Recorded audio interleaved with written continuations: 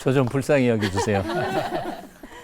하나님께서는 우리 인생들을 불쌍히 여기시고 하늘 꼭대기에서 내려다 보시다가 야 천사 보내가지고 살려 그런 게 아니고 너무너무 불쌍히 여기셔서 당신이 사람이 되어 오셔서 우리 대신 죽으시고 우리를 구원해 내신 하나님의 마음, 이게 바로 헤세드이고 이게 바로 엘레오라고 하는 긍휼이죠. 이런 점에서 볼 때 우리 피조물인 인간은 하나님의 긍휼, 헤세드와 엘레오는 반드시 필요한 것이에요. 꼭 필요한 겁니다. 이거 없이는 우리는 구원받을 수 없는 것이니까요. 그래서 우리는 예배 시간에도 그렇고 시간 날 때마다 우리가 하나님 앞에 무릎을 꿇으면서 이렇게 기도해야 된다고 생각해요. 끼리엘레이소, 주님 저를 불쌍히 여기세요. 우리 모두를 불쌍히 여기소서. 이건 단순한 찬양만이 아니라 우리의 영원한 아마 하나님 나라 갈 때까지의 우리의 기도가 되어야 된다고 생각합니다. 자, 그런데 이제 질문입니다. 누가 하나님의 긍휼을 받을 수 있을까? 오늘 말씀처럼 남을 긍휼히 여기는 사람이 하나님의 긍휼을 받을 수 있다는 거죠.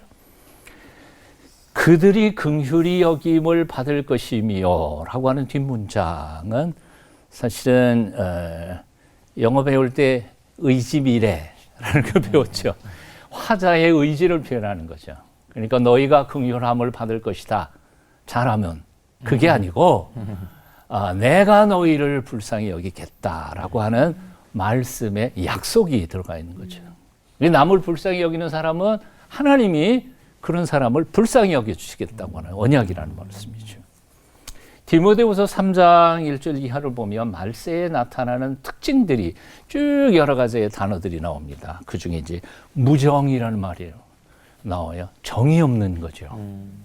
그리고 그 뒤에 나가다 보면 싸나움, 사나움이라고 되어 있지만 사실 발음은 싸나운 거예요. 오늘날 이 시대에.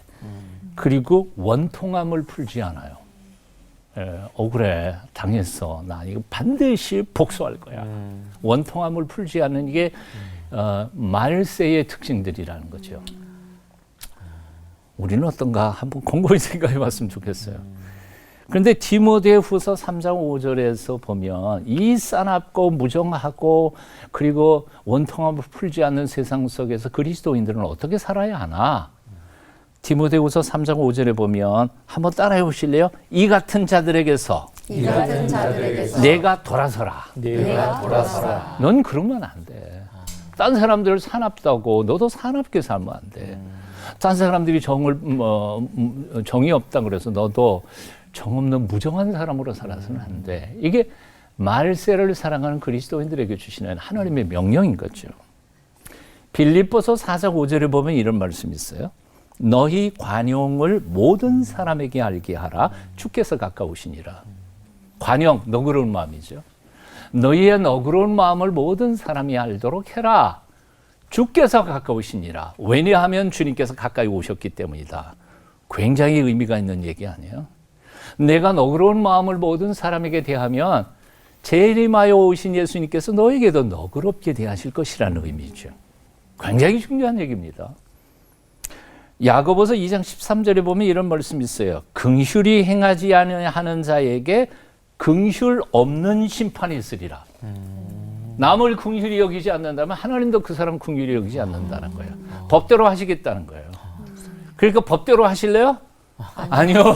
나는 법대로 하지 않고 그저 법대로 안 하고 사랑으로 은혜로 다 덮어주면서 용서하면서 살아야 마지막 심판대 앞에서 예수님께서 우리를 법대로 안 하시고 긍휼로 하신다는 거죠. 이런 복음성가가 있죠. 아마 여러분 중에도 부르신 적이 있을 거예요. 사랑을 줄 수 없을 만큼 가난한 자도 없고요. 사랑을 받지 않아도 될 만큼 부유한 자도 없어요. 가만히 생각해 보면요. 사랑을 받지 않아도 될 만큼 그렇게 완벽한 사람이 세상에는 없습니다. 그리고 남을 사랑할 수 없을 만큼 내가 아무것도 가지지 못한 사람도 사실은 없어요. 우리는 누구든지 사랑할 수 있어요. 가진 것 가지고요. 옆에 있는 사람한테 이렇게 실습하고는 말씀 드려보죠. 옆에 있는 사람에게 먼저 들으셔야 돼요. 옆 사람에게 이렇게 말합니다. 형제님 혹은 자매님, 이래봬도 내가 불쌍한 사람이에요. 나를 불쌍히 여겨주세요. 이상의 문제는 네. 불쌍합니다. 나를 위해 기도해 주세요. 나를 위해서 너무 불쌍해. 예, 지금 그런 자세로. 많이 해야 될 것 같은데. 그런 자세로 서로를 긍휼히 여기며 긍휼히 여기고 긍휼함을 받으면서 살아갈 때 하나님께서 우리에게 베풀어 주시는 놀라운 평화와 평안의 축복이 여러분과 함께 하실 줄로 믿습니다. 아멘. 기도하겠습니다. 비정한 세상 한복판에서도 따뜻한 마음으로 서로 사랑하며 서로의 아픔을 함께 품고 위로하며 위로받으며 함께 살아갈 수 있도록 우리에게 믿음을 주시옵소서. 예수님 이름으로 기도합니다. 아멘.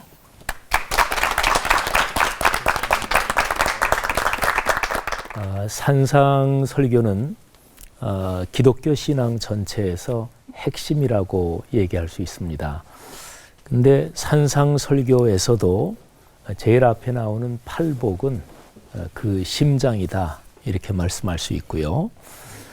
산상 설교의 팔복을 어떻게 해석하는 게 가장 바람직한가, 여러 가지 성경 연구하는 사람들의 의견이 있지만 예수님께서 말씀해 주신 거잖아요.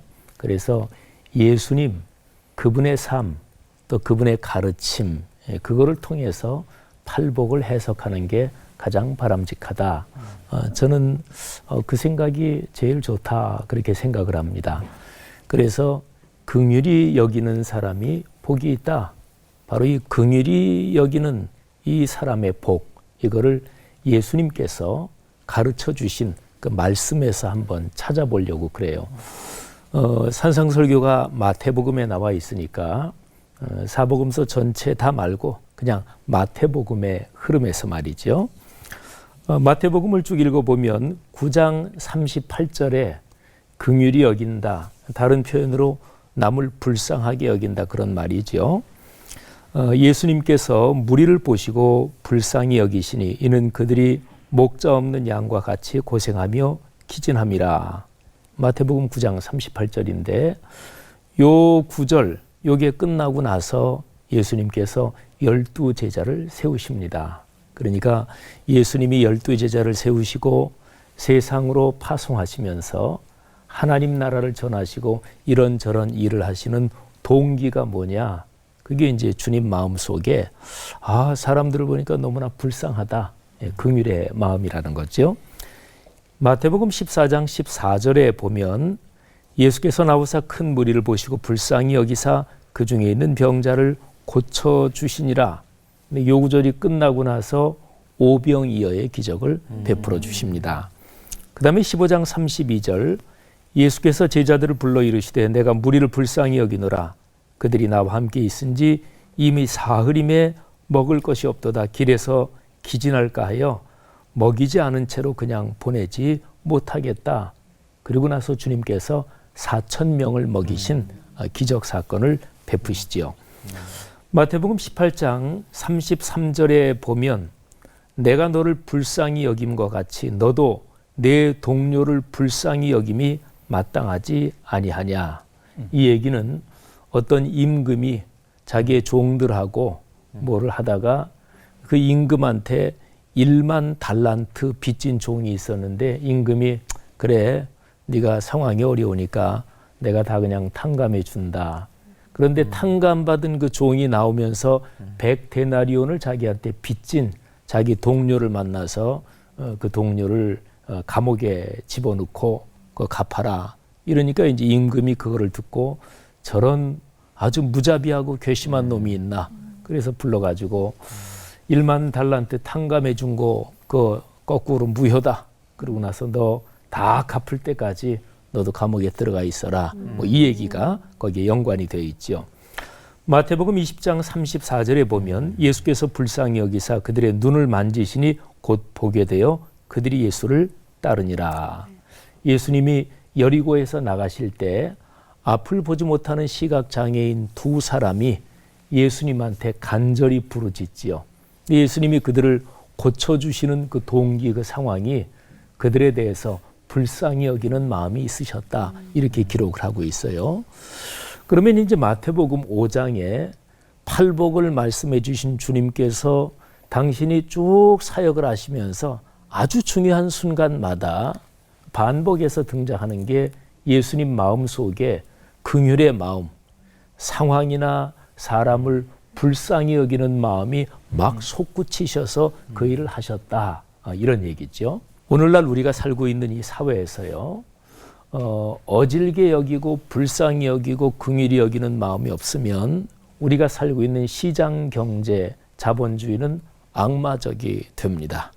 그러니까 제 아무리 제도를 좋게 해도 이 경쟁하고 서로가 돈 벌고 뭐 서로가 이렇게 거래하는 이 시장 경제 또는 상업적인 자본주의는 제도를 제 아무리 좋게 해도 사람을 행복하게 하는 데는 한계가 있습니다. 그래서 반드시 남을 불쌍히 여겨서 아까 우리 서 목사님 설교하신 언어로 표현하면 법대로 하지 않고 유도리를 가지고 남을 긍휼히 여기고 봐주고 또 다른 사람한테 신세를 지는 이 시스템이 필요한 거죠. 그게 구약부터 신약까지 지속적으로 그런 메시지가 나옵니다.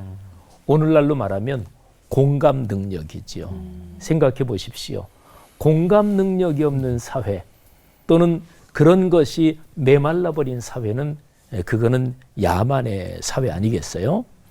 예수 그리스도께서 걸어가신 그 길, 긍휼히 여기는 마음을 가지고 자기의 삶의 모든 것이 작동되는 그 삶의 길이 그리스도인에게도 넘치도록 풍성하기를 간절히 바랍니다.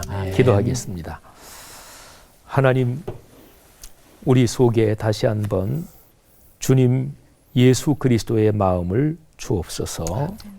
우리의 일상과 그리고 삶의 모든 현장에서 어렵고 힘들고 지치고 그리고 쓰러진 사람들을 불쌍히 여기는 마음, 그래서 주님께서 그러셨던 것처럼 그들을 보듬어 안고 위로하고 격려하는 삶의 모양을 주옵소서. 아멘. 예수님 이름으로 기도 올립니다. 아멘.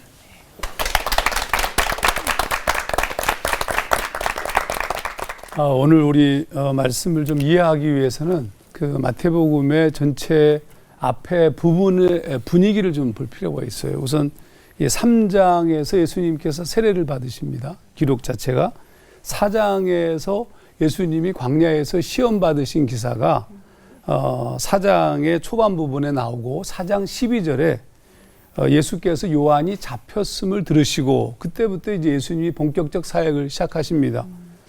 4장 17절 이렇게 쓰고 있어요. 이때부터 예수께서 비로소 전파하여 이르시되 회개하라 천국이 가까웠느니라 하시더라. 그리고 이어지는 기록이 갈릴리 해변에서 제자들을 부르신 기사가 18절에서 22절. 그리고 난 다음에 본격적인 사역이 시작되어집니다. 이 본격적인 사역의 핵심들은 뭐냐 하면 많은 사람들을 고치고 뭐 이런 거죠. 그러니까 이게 하나님 나라의 임재 현상이에요. 하나님, 예수 그리스도가 하나님이시기 때문에 그분이 계신 곳이 바로 하나님 나라가 이루어지는 곳입니다. 그러니까 모든 문제가 해결되어지죠. 그 하나님 나라의 놀라운 것들을 바라보면서 4장의 마지막 절이 이렇게 쓰여져 있습니다. 수많은 무리가 따르니라. 수많은 무리가 예수님이 가는 곳곳마다 몰려들기 시작하였다는 거죠. 그러면 5장 1절부터 소위 산상수훈이 시작되어지는데 그 수많은 무리들을 만났을 때 그들에게 말씀하신 겁니다. 이게 굉장히 중요한 개념이죠. 그러면 여러분 이 그때 주님께서 말씀하시고 계신 그 시작 이렇게 써 있어요. 심령이 가난한 자는 복이 있나니 천국이 그들의 것입니다. 이게 첫 번째 팔복의 처음이잖아요. 근데 이게 매우 재미있는 것이 그 당시가 사람이 살고 싶지 않을 만큼 척박한 시대였습니다. 로마의 통치하에 있었던 특히 유대인들이라든지 갈릴리 지역의 뭐 소위 말하면 천민들이나 이런 사람들의 입장에서 보자면 굉장히 힘든 시대죠. 어떻게 살 것인가에 대한 물음을 던지고 있는데 그때 주님이 하셨던 말씀이 처음 얘기도 천국에 가까웠느니라 하나님 나라를 얘기했어요. 이 세상을 살고 있는데 이 세상을 말하는 것이 아니고 저 세상을 말하고 있는 거예요. 이 세상에서 예수 믿고 복 받고 잘 살고 이런 개념이 아니고 하나님 나라를 얘기하는 거죠. 그러니까 예수님께서 팔복을 산상수훈을 얘기하는 핵심적 포인트는 이 세상적인 것이 아닙니다. 천국이죠, 천국. 그래서 천국을 선포하시고 그리고 산상수훈을 시작하시면서도 첫 얘기가 천국을 얘기하잖아요. 하나님 나라. 자, 그러므로 팔복은 하나님 나라는 누구의 것이고 어떤 사람의 모습이 하나님 나라가 이루어진 모습인가 이걸 설명하고 있는 부분이라는 사실을 알 수 있습니다. 그 같은 관점에서 긍휼히 여기는 자를 이해할 필요가 있습니다. 우선 긍휼히 여기다. 이건 번역이 약간 조금 좀 위험합니다. 왜냐하면 개념 자체가 긍휼히 여긴다는 느낌이 들어서 그래요. 원래 이게 지금 원래 헬라어 성경을 보게 되면 소위 더 플러스 형용사 이제 호이 엘레에모네스 그러니까 영어로 얘기하면 더 merciful 이렇게 썼어요. 더 플러스 형용사는 아시죠? 예. 명사로 번역해야 돼요. 그러니까 긍휼히 여기는 사람이 아니라 긍휼한 사람이에요.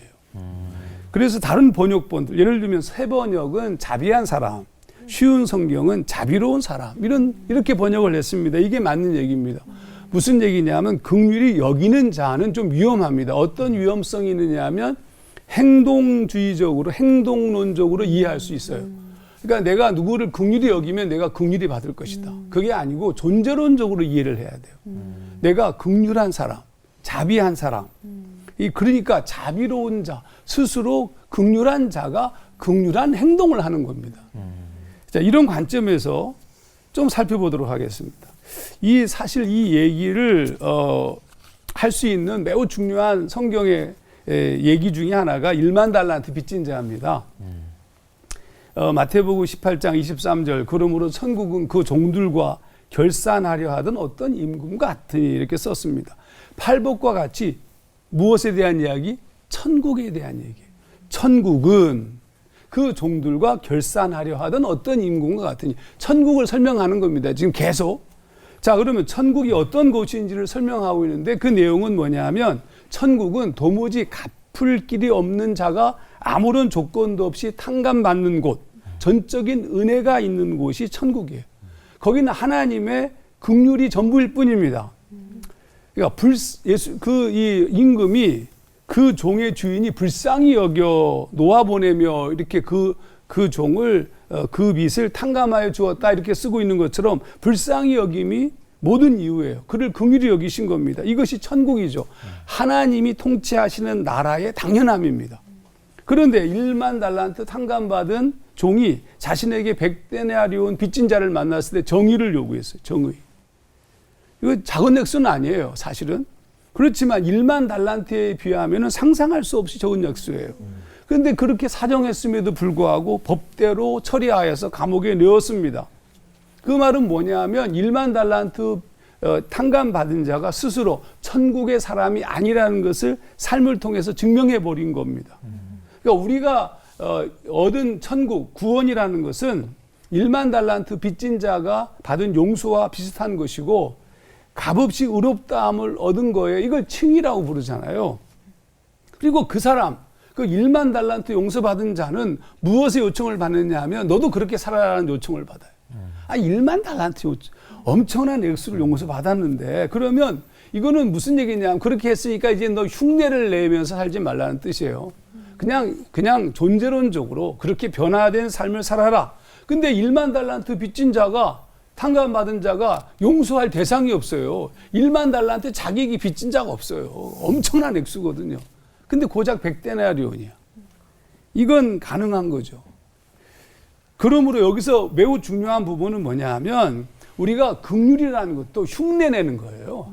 그분께서 우리에게 베풀어 주신 긍휼에 발꽃패 때 표현이 좀 나가지만 그거밖에도 안 돼요. 그런데 우리가 그 긍휼을 살며 기뻐하는 사람, 그런 사람을 진짜 하나님의 긍휼을 누린다는 거예요. 어떤 긍휼? 1만 달란트 탕감받은 그 놀라운 은총과 은혜를 누릴 수 있다는 겁니다.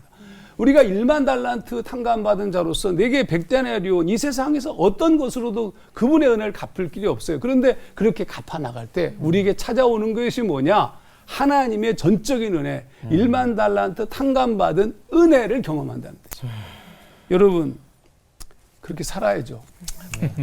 그 은혜가 여러분과 우리 가운데 있기를 주의 이름으로 축원합니다. 기도하겠습니다. 하나님 아버지, 은혜와 사랑을 감사드립니다. 주님께서 우리에게 주신 은혜를 어떤 것으로도 갚을 수 없습니다.